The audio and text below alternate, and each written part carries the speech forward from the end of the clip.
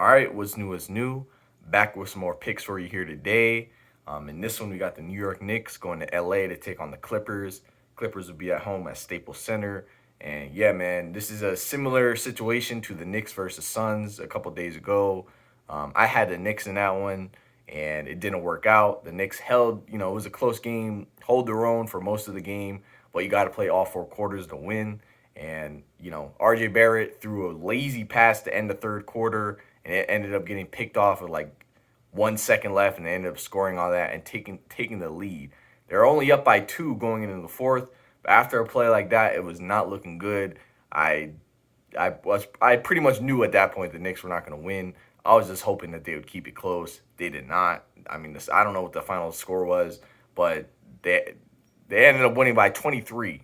They won 128 to 105, 23 points. Obviously, I had the Knicks plus the spread. I had them at minus 8 or plus 8.5, and that wasn't enough. With a similar spread going into this game, I'm going to be doubling down here. I'm going with the same thoughts as I did in the Suns game. The Knicks did end up getting blown out, but they held close most of the game. And this is where I've been making money on the Knicks all year. Early on in the year, Vegas wasn't really taking them seriously at all. And you would see, huge spreads versus the good teams. Like whenever they played the 76ers, it'd be a huge, 8, 7, 8 point spread, similar to this one. And the Knicks would end up losing by 1, losing by 3. They'd play the Nets, big, 6 point spread. They lost by 2 or 3. This is where I've been making money with the Knicks all year, so I'm going to continue. Honestly, I think the Knicks can keep it close in these type of games. Yes, we're going to be without Emmanuel Quickly and Alec Burks. They're both going to be doubtful. So I mean, they could possibly play, but it's not looking good, especially with it being, an early game. For me, it's 1:30 p.m. on in the West Coast. It's going to be 12:30 p.m.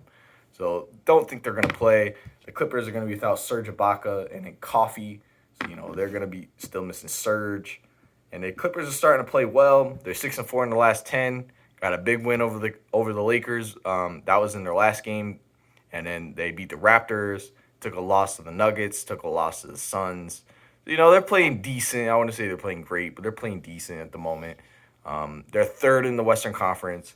I still think they have something to play for here this late in the year. The Clippers are only holding off the Nuggets by 1.5 games for the third seed.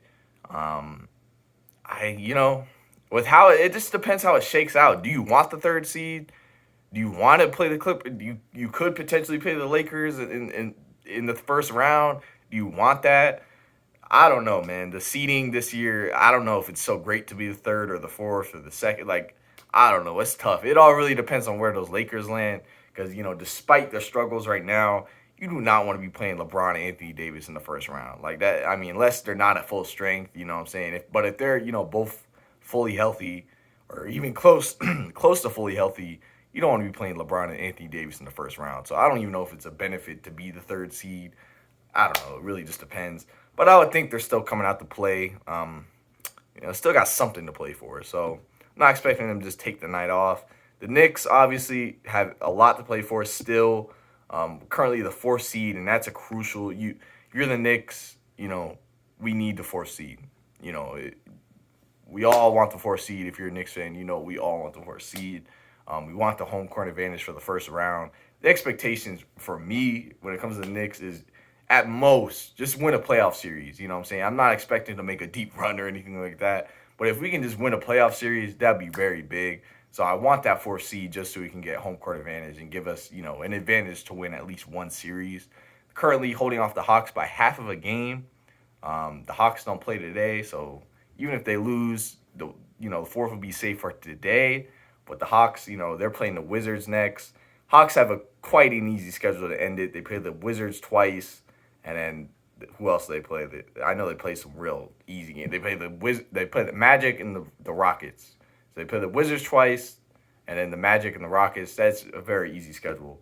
I see them splitting the games with the Wizards, and then I see them winning all 3 or all 2 versus the Rockets and the Magic.